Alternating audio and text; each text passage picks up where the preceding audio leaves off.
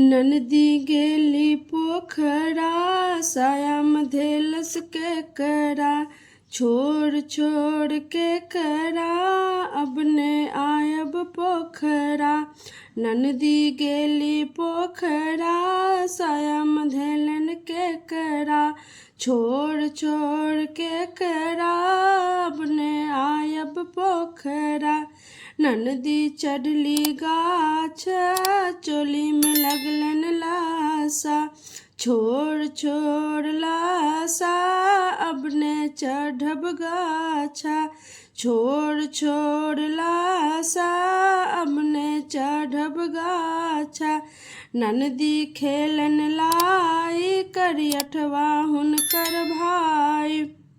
छोड़ छोड़ भाई, अब ने खायब लाई। छोड़ छोड़ भाई, अब ने खायब लाई। ननदी खेलन गुरमी, लेके भागल कुरमी। छोड़ छोड़ कुरमी, अब ने खायब गुरमी।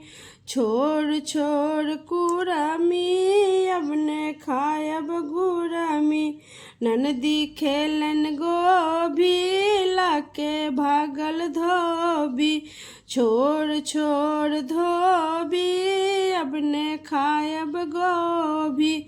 छोड़ छोड़ धोबी, अब ने खायब धोबी।